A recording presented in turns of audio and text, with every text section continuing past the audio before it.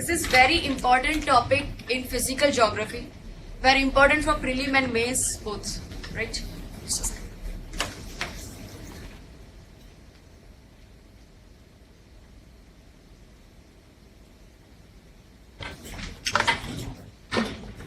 सबसे पहले हमारे अर्थ पे एटमॉस्फेयर की शुरुआत या एटमॉस्फेयर बना कैसे? अर्थ जब एक नेबुला था, एक गैसियस क्लाउड था और वो रोटेट होते होते थोड़ा थोड़ा ठंडा होता गया। उसके दौरान जो अर्ली एटमॉस्फेयर हमारे अर्थ पे बना वो हाइड्रोजन और हीलियम का था। But hydrogen and helium are very lighter gas. वो बहुत ही जल्दी, जब अर्थ ज्यादा ठंडी भी नहीं हुई थी, उसका ग्रेविटेशनल पुल इतना स्ट्रांग नहीं हुआ था, उसकी वजह से बहुत ही lighter gas hydrogen helium atmosphere से एस्केप हो गए। उसके बाद जब अर्थ ज्यादा से ज्यादा ठंडी होती गई, हमने फर्स्ट लेक्चर में देखा था लेपिलर थ्योरी ऑफ लैपलेस। मतलब उस थियरी में कहा था कि अर्थ जैसे जैसे ठंडी होती जाती है उसी तरह उसमें जो है कॉन्सेंट्रिक लेयर्स बनते जाते हैं, यानी कि हैवीएस्ट एलिमेंट जो होते हैं वो अर्थ के कोर तरफ, उसकी तरफ जो है वो ट्रैवल करते हैं, और जो लाइटर एलिमेंट्स होते हैं वो अर्थ के सरफेस की तरफ ट्रैवल करते हैं। और इसी तरह से जो है अर्थ का पूरा डेंसिटी जो है लेयरिंग हुआ है।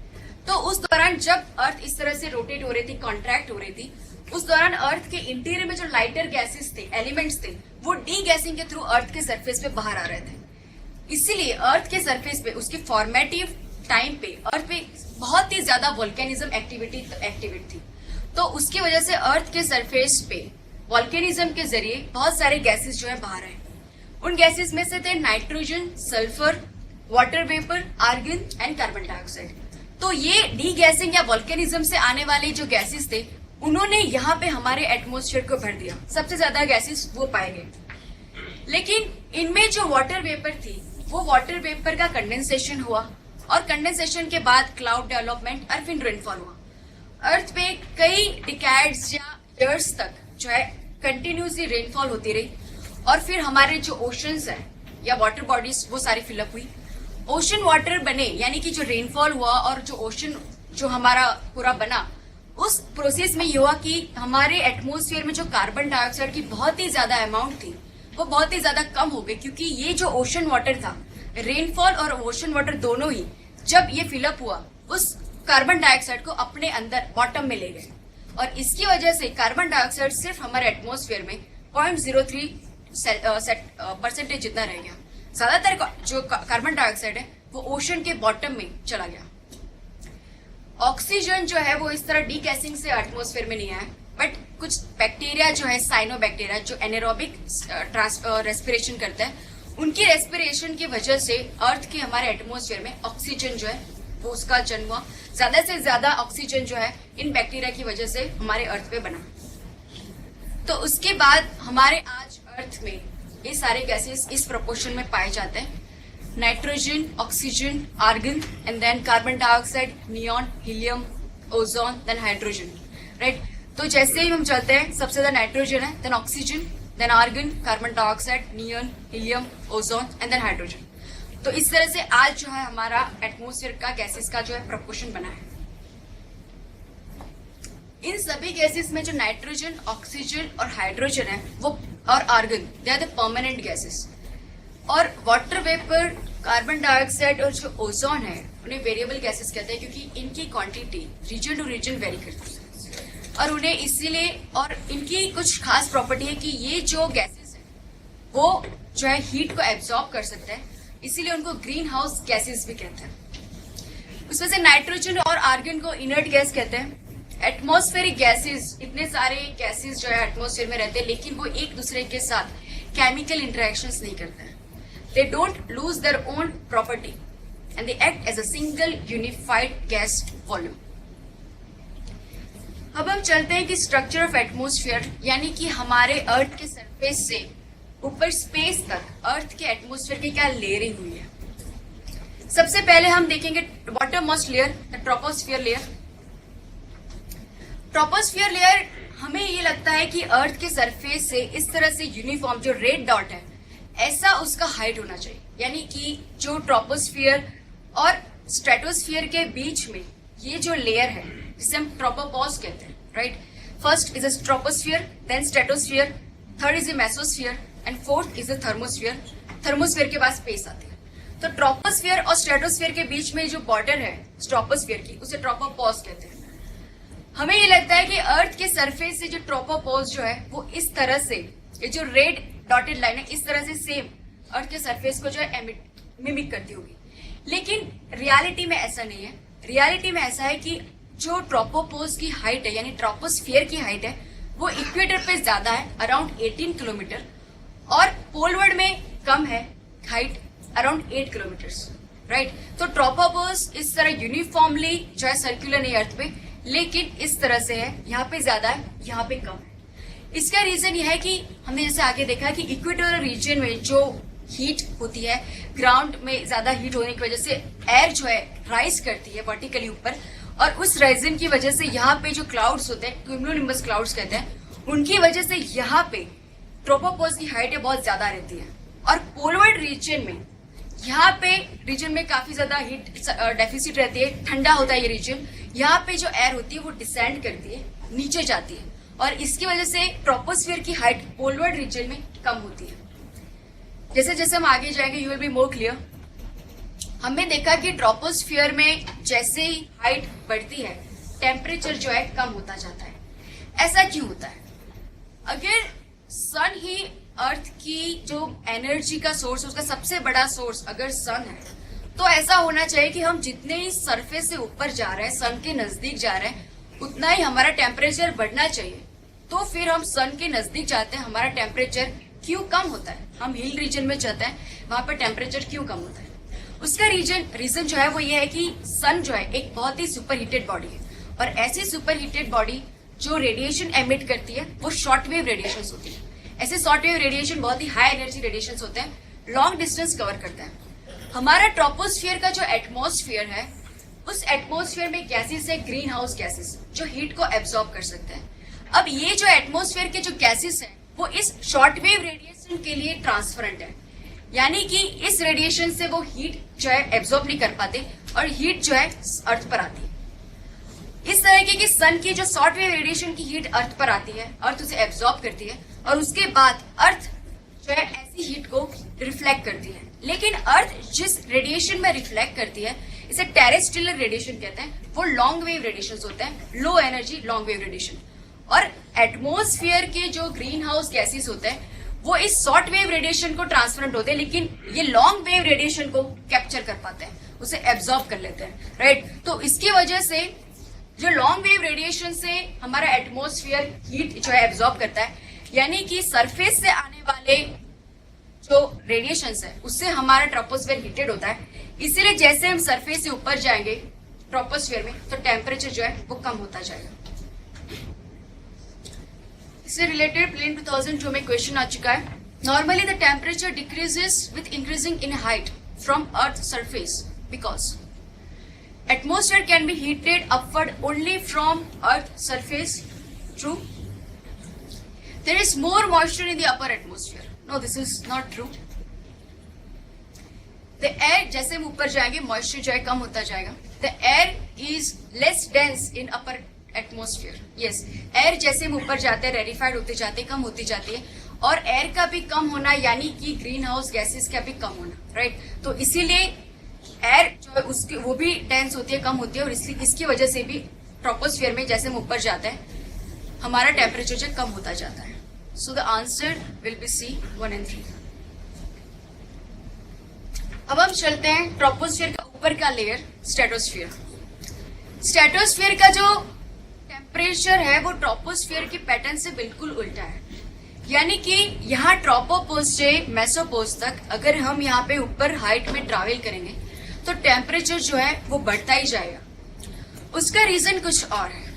ट्रोपोस्फियर में एक्चुअली यहाँ अपर ट्रोपोस्फियर में एक लेयर है, ओजोन लेयर। ओजोन जैसे ग्रीन हाउस गैस है, वो सन रेज जो आ रहे हैं उसमें से यूवी रेज को जो है एब्जॉर्ब करता है, और इसकी वजह से जो ओजोन लेयर होता है वो सुपर हीटेड लेयर रहता है, और इसकी वजह से यहाँ पे ट्रोपोस्फियर में कम टेम्परेचर होता है, लेकिन यहाँ से जैसे ही उस लेयर के करीब हम जाते हैं टेम्परेचर हमारा बढ़ता जाएगा। तो स्ट्रेटोस्फियर में आने वाले इस ओजोन लेयर की वजह से स्ट्रेटोस्फियर का टेम्परेचर जो है विथ इंक्रीजिंग हाइट बढ़ता जाता है। प्रीलिम 2011 का question, the jet aircraft fly very easily and smoothly in lower stratosphere. Why? There are no clouds or water vapor in the lower stratosphere. Stratosphere में clouds होते हैं, stratosphere में water vapour भी होती है. यहाँ पे स्ट्रेटोस्फीयर में जो क्लाउड होते हैं उससे पोलर वर्टेक्स कहते हैं. I will take that topic, लेकिन शायद नेक्स्ट लेक्चर में आएगा, इसलिए ये स्टेटमेंट जो है वो रॉन्ग है. अब आप सिर्फ ये जो चीजें सिर्फ दिमाग में रखिए. अभी there are no vertical winds in lower stratosphere, ये बात सही है. हमें आगे लेक्चर में देखेंगे कि जो ट्रोपोस्फीयर से जो एयर आ रही है वो ट्रोपोपॉज तक पहुंचने के बाद नीचे गिर जाएगी. वो ट्रोपोपॉज को जो है क्रॉस करके स्ट्रेटोस्फीयर में कभी पहुंच नहीं पाती, और इसकी वजह से लो स्ट्रेटोस्फीयर में जो है वर्टिकल विंड्स नहीं पाए जाते, और इसकी वजह से जो जेट एयरक्राफ्ट होते हैं वो बहुत ही स्मूथली इसमें जो है वो फ्लो कर पाते हैं. So the first statement is wrong, second is correct. Just keep this statements in the mind, हम इसको आगे लेक्चर में पढ़ेंगे. उसका स्ट्रेटोस्फीयर से ऊपर का लेयर मेसोस्फीयर. मेसोस्फीयर में ये होता है कि यहाँ ओजोन लेयर से सुपर हीटेड रीजन है. ट्रोपोस्फीयर में ग्रीन हाउस गैसेस है, तो ट्रोपोस्फीयर ग्रीन हाउस गैसेस की वजह से गर्म हो रहा है, स्ट्रेटोस्फीयर ओजोन लेयर की वजह से गर्म हो रहा है. लेकिन मेसोस्फीयर में ऐसा कुछ भी नहीं, राइट. तो इसकी वजह से क्या होता है कि वो जैसे ही इसकी हाइट हम ज्यादा मतलब चले जाएंगे, ज्यादा हाइट पे जाएंगे, विथ इंक्रीजिंग हाइट टेम्परेचर जो है कम होता जाएगा. यानी कि यहाँ पे जो ओजोन लेयर है उससे भी अगर हम जैसे दूर जाएंगे टेम्परेचर कम होता जाएगा. इन मेसोस्फीयर में एक टिपिकल यूनिक क्लाउड्स जो है हमें कई बार नजर आते हैं, उन्हें नॉक्टिल्यूसेंस क्लाउड कहते हैं.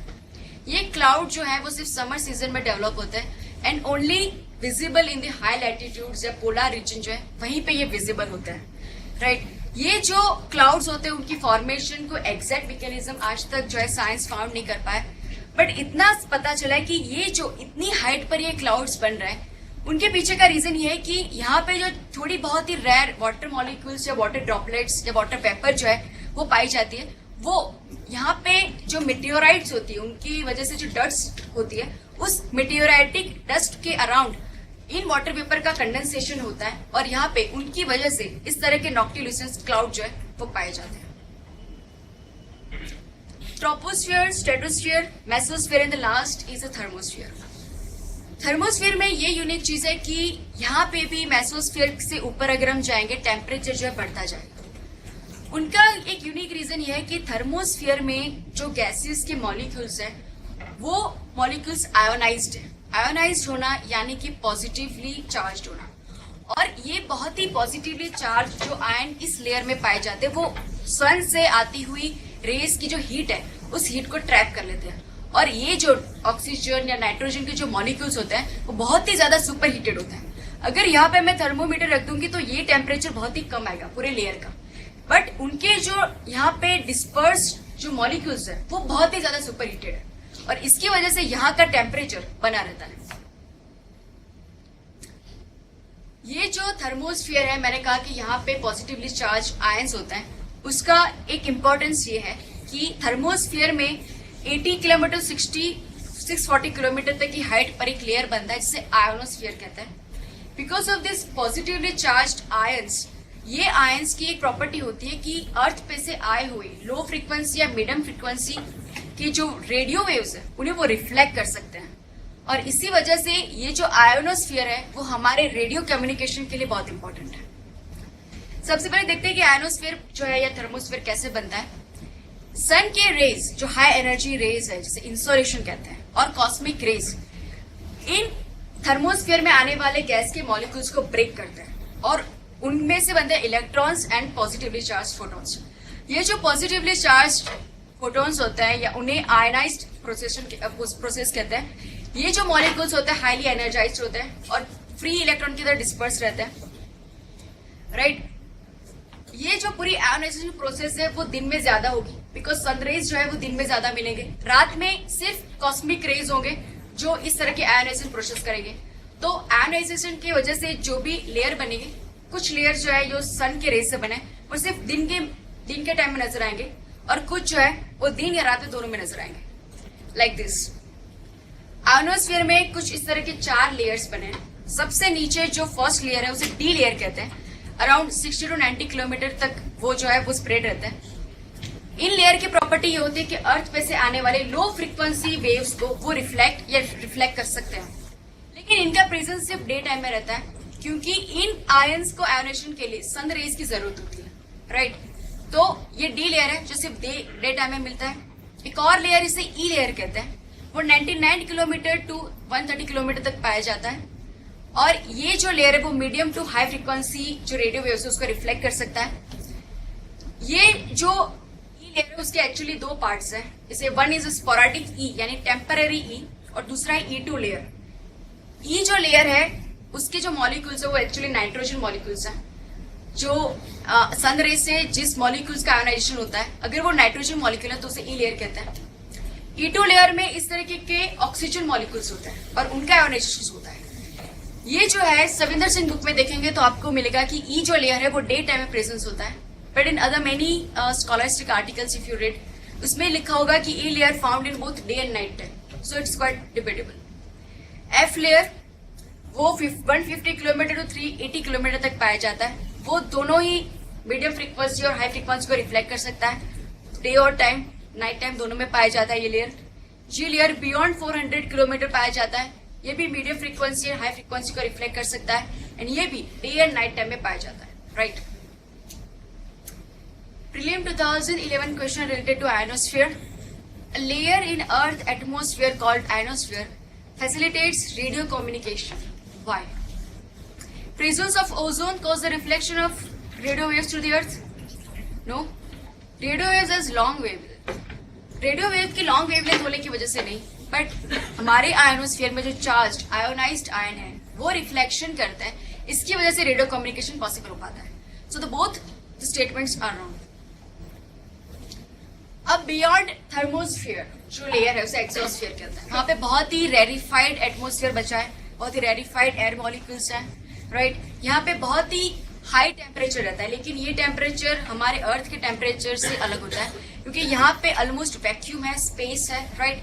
तो हमारे अर्थ में जो अगर हाई टेम्परेचर होता है हमें फील होता है, वैसा हाई टेम्परेचर यहाँ पे फील नहीं होता। This is the exosphere, the last layer. एक फिनोमिना बनती है, इससे अरोरा कहते हैं। Aurora are not the clouds. Aurora जो होती है वो पोलर या हाई लैटिट्यूड रीजन में अगर आप जाएंगे तो बहुत ही ज्यादा हाइट पे, हाइट ऑफ द एक्सोस्फीयर और मैग्नेटोस्फीयर, इतनी हाइट पे इस तरह की glowing lights, green, red, blue, इस तरह की लाइट्स जो है यहाँ पे पाई जाती है। इस तरह के फीचर को अरोरा कहते हैं। अरोरा कैसे डेवलप होती है? जिससे मैंने पहले बताया कि सन के जो रेज है, सोलर रेज है, वेरी हाई एनर्जी रेज, इसी तरह की सन की एक पीरियोडिक एक्टिविटी रहती है सोलर विंड। जो सोलर विंड अगर अर्थ के इस तरह से जो है नजदीक आते हैं, तब अर्थ का ये जो मैग्नेटोस्फीयर है उसको जो है उसके साथ इंटरेक्शन होता है, राइट। सोलर विंड का इस तरह आना और अर्थ के मैग्नेटोस्फीयर के साथ इंटरेक्शन करना, इस इंटरेक्शन की वजह से अर्थ के जो मैग्नेटोस्फीयर है उसके आयन और यहाँ सोलर विंड के आयंस के बीच कोलिजन होने की वजह से यहाँ पे डिस्टर्बेंसेस क्रिएट होते हैं। अब ये जो कोलिजन हो रहा है सोलर विंड के चार्ज पार्टिकल्स और हमारे मैग्नेटोस्फीयर के पार्टिकल्स के साथ कोलिजन होता है, और यहाँ पे भी आयोनाइजेशन प्रोसेस होती है, यानी कि बहुत ही charge particles, positively charge particles होते हैं वो बनते हैं, और ऐसे जो हाईली एनर्जाइज्ड पार्टिकल्स होते हैं वो अपनी एनर्जी रिलीज करने के लिए लाइट एमिट करते हैं, राइट। लेकिन इन पार्टिकल्स जो सोलर विंड से आए वो सिर्फ हमारी मैग्नेटिक लाइंस जो है उसी डायरेक्शन में इंटरेक्शन करते हैं, ना कि पूरे अर्थ के एटमोस्फियर में। और इसीलिए जिस डायरेक्शन में हमारे मैग्नेटोस्फीयर में हमारी मैग्नेटिक फील्ड की लाइंस जिस डायरेक्शन में जाती है वो आयंस उसी डायरेक्शन में यहाँ पे कॉन्सेंट्रेट होते हैं, राइट। तो इसकी वजह से ये जो आयोनाइज्ड पार्टिकल्स एनर्जी एमिट करके जो लाइट प्रोड्यूस करते हैं वो सिर्फ हमें इस तरह के हमारे पोलर या हाई लैटिट्यूड रीजन में पाई जाती है, और जिस फीचर को हम अरोरा कहते हैं।